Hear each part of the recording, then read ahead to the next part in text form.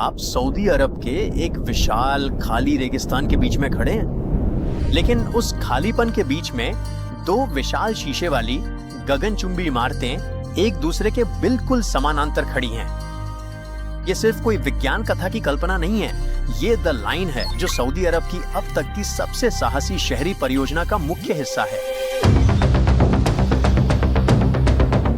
अब सऊदी अरब पहले से ही दुनिया की कुछ सबसे महत्वाकांक्षी वास्तुकला का घर है। रियाद के किंग अब्दुल्ला फाइनेंशियल डिस्ट्रिक्ट से लेके मक्का के प्रतिष्ठित अबराज अल-बैट टावर्स तक वे सालों से कड़ी मेहनत कर रहे हैं, लेकिन द लाइन अपने आप में ही सबसे अलग है।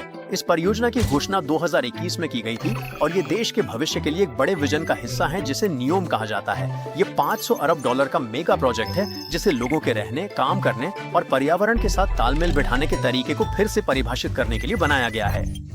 मेरा मतलब है, इसमें क्या गलत हो सकता है ना? खैर, मुझे नहीं पता, लेकिन इस महत्वाकांक्षी परियोजना के लंबे समय तक मुख्य कार्यकारी रहे नदमी अल नस्र ने हाल ही में पद छोड़ दिया है। संदेश निकले और भी ज्यादा इसलिए क्योंकि इसके तुरंत बाद जारी नियोम के बयान में उनके जाने का कोई ठोस कारण नहीं बताया गया। फिर द लाइन परियोजना की मूल लागत लगभग 200 अरब डॉलर होने की उम्मीद थी, लेकिन 2024 तक वो संख्या आसमान छूते हुए होश उड़ा देने वाले 2 ट्रिलियन डॉलर तक पहुंच गई। ये सऊदी अरब की पूरी जीडीपी का लगभग 2 गुना है। और अगर आप स्वतंत्र विशेषज्ञों से पूछें तो उन्हें लगता है कि इसकी लागत और भी ज्यादा हो सकती है। शुरुआत में योजना परियोजना के लगभग 10 मील हिस्से को बनाने और 2030 तक वहां 15 लाख लोगों के रहने की थी। अब तक उम्मीदें काफी कम हो गई हैं। 2030 तक केवल 1.5 मील से भी कम काम पूरा होने की संभावना है, जिसमें 3 लाख से भी कम निवासी होंगे। इस परियोजना के रास्ते में कई समस्याएं आई हैं। इंजीनियरिंग की दिक्कतों और प्रबंधन की समस्याओं के कारण काफी देरी हुई है और प्रगति उतनी तेज नहीं रही जितनी उम्मीद थी। और अब आइए समझते हैं कि आखिर द लाइन है क्या। ये सचमुच 2 समानांतर गगनचुंबी इमारतों से बना एक शहर है, जिनमें से प्रत्येक 1640 फीट ऊंची है। ये दुनिया की लगभग सभी सबसे ऊंची गगनचुंबी इमारतों से भी ऊंची है। ये गगनचुंबी इमारतें 656 फीट चौड़ी हैं और सऊदी अरब के उत्तर पश्चिम में लाल सागर के ठीक पास हैरान कर देने वाले 106 मील तक फैली हुई हैं। सबसे आश्चर्यजनक बात, पूरा शहर वास्तव में इसी एक ढांचे के भीतर है। वहां कोई कार नहीं, कोई सड़क नहीं, कोई प्रदूषण नहीं है, लेकिन हम इसके बारे में विस्तार से बाद में बात करेंगे। इस परिसर में 90 लाख लोगों के रहने की उम्मीद है और ये सब पूरी तरह से स्वच्छ ऊर्जा पर चलेगा। ऐसी परियोजना सऊदी अरब की महत्वाकांक्षी विजन 2030 योजना के साथ पूरी तरह मेल खाती है। इन गगनचुंबी इमारतों का बाहरी हिस्सा शीशों से ढका होगा जो आसपास के रेगिस्तानी नजारे को दिखाएंगे, जिससे शहर और उसके परिवेश के बीच एक अटूट मेल बनेगा। इसके अंदर हरे भरे पार्क, गिरते झरने, उड़ने वाली टैक्सियां और यहाँ तक के रोजमर्रा के कामों के लिए रोबोट सहायक भी होंगे। वे शहर के डिजाइन के हिस्से के रूप में एक कृत्रिम चंद्रमा बनाने की भी योजना बना रहे हैं। एक और चीज जो द लाइन को इतना अनूठा बनाती है वो है इसका डिजाइन। पारंपरिक शहरों के विपरीत जो जमीन पर फैले होते हैं, द लाइन खड़ी यानी वर्टिकल है। सब कुछ, घर, दफ्तर, पार्क, स्कूल, शॉपिंग सेंटर परतों में एक दूसरे के ऊपर रखे गए हैं। इसका मतलब है कि निवासियों को अपनी जरूरत की चीजें पाने के लिए लंबी दूरी तय करने की जरूरत नहीं होगी। वास्तव में डिजाइनर वादा करते हैं कि सभी सुविधाएं शहर में कहीं से भी 5 मिनट की पैदल दूरी के भीतर होंगी। और हालांकि ये चौड़ाई में छोटा है, शहर के लंबवत स्तरित संरचना का मतलब है कि ये पार्कों, प्राकृतिक स्थानों और आधुनिक सुविधाओं के लिए पर्याप्त जगह छोड़ते हुए सभी 90 लाख निवासियों को आराम से समा सकता है। यहाँ तक कि साल भर जलवायु नियंत्रण की भी योजना है, जिससे इंडोर और आउटडोर दोनों जगहों को आरामदायक तापमान पर रखा जा सके, चाहे रेगिस्तान का मौसम कितना भी कठोर क्यों ना हो जाए। बेशक सब कुछ पास होने के बावजूद लोगों को अभी भी शहर में घूमने की जरूरत होगी। चिंता न करें, द लाइन ने इसे सबसे भविष्यवादी तरीके से कवर किया है। इसमें एक हाई स्पीड ट्रेन सिस्टम है जो शहर के एक छोर से दूसरे छोर तक केवल 20 मिनट में यात्रा करेगा। ये रास्ते में केवल 4 स्टॉप के साथ 20 मिनट में 106 मील की दूरी है। कल्पना कीजिए कि आप शहर में कहीं भी आज के ज्यादातर शहरों की तुलना में कहीं ज्यादा तेजी से पहुंच सकते हैं। ट्रेन के अलावा द लाइन में स्वायत्त वाहन भी होंगे। वे उन्नत तकनीक की मदद से खुद चलने वाली कारें और शटल होंगे। वे पार्किंग से लेके बाधाओं के आसपास जाने तक सब कुछ संभालेंगे। और भी अच्छी बात यह है कि द लाइन में हर कार, ट्रेन और बुनियादी ढांचे का कोई भी अन्य हिस्सा इंटरनेट ऑफ थिंग्स नामक एक विशाल नेटवर्क से जुड़ा होगा।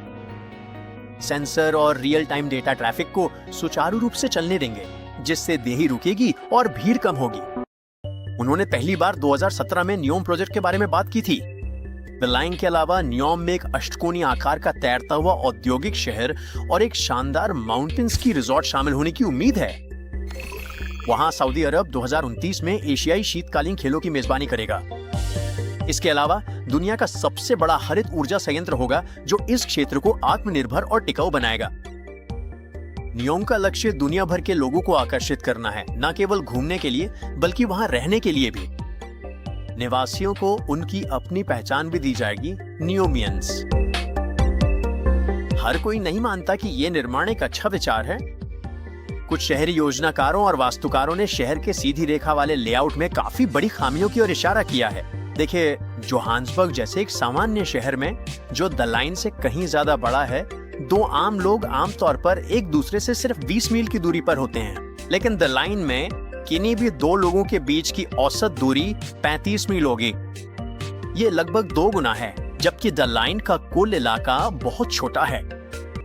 ये बनावट लोगों के लिए मेलजोल मुश्किल बना सकती है और यहाँ आना जाना सिरदर्द हो सकता है, भले ही इसमें एक हाई स्पीड ट्रेन तेजी से दौड़ती हो। अब वे वादा तो करते हैं कि हर निवासी को 5 मिनट की पैदल दूरी पर जरूरत की हर चीज मिलेगी, पर कुछ शक भी हैं। लोग सोचते हैं कि क्या इतने घने और एक के ऊपर एक बने घरों में रहने से घुटन महसूस होगी, या फिर इसे झेलना बहुत मुश्किल हो जाएगा। जहां तक बाहर शीशे लगाने की बात है, ये तस्वीरों में तो अच्छा लगता है, पर कुछ लोगों का मानना है कि ये पर्यावरण को नुकसान पहुंचा सकता है।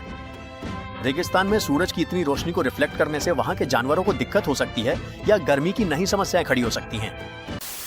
द लाइन के हाईटेक फीचर्स सुनने में तो कमाल के हैं, पर इनके साथ अपनी ही कुछ परेशानियां भी जुड़ी हैं। ये शहर इंटरनेट ऑफ थिंग्स तकनीक और बिना ड्राइवर वाली गाड़ियों पे चलने वाला है। बहुत बढ़िया लगता है ना, लेकिन 106 मील लंबे शहर के लिए वे ये सब कैसे कर पाएंगे?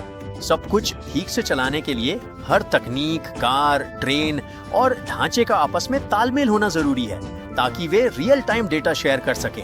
अगर जरा सी भी गड़बड़ हुई तो ये लाखों लोगों की रोजाना की जिंदगी में बड़ी रुकावट पैदा कर सकता है। फिर बात आती है उस हाई स्पीड ट्रेन की। ये सुनने में एक सपने जैसा है, पर रेगिस्तान के बीचों बीच इसे बनाना और चलाना इतना आसान नहीं है। गर्मी, उड़ती रेत और पटरियों की घिसाई की वजह से काम में देरी हो सकती है और खर्चा भी बहुत तेजी से बढ़ सकता है। दुनिया भर में लोग ये सवाल उठा रहे हैं कि क्या द लाइन को बनाना मुमकिन भी है? पहले निवासियों को 2030 तक यहाँ रहना शुरू करना था, पर अब प्रोजेक्ट को छोटा करने की खबरें हैं, तो वो डेडलाइन अब नामुमकिन सी लगती है। इसके टिकाऊ होने पर भी एक सवाल है। द लाइन में 0 एमिशन और 100% क्लीन एनर्जी होने की बात कही गई है, पर इतना बड़ा कुछ बनाने में बहुत ज्यादा संसाधनों की जरूरत पड़ना तय है।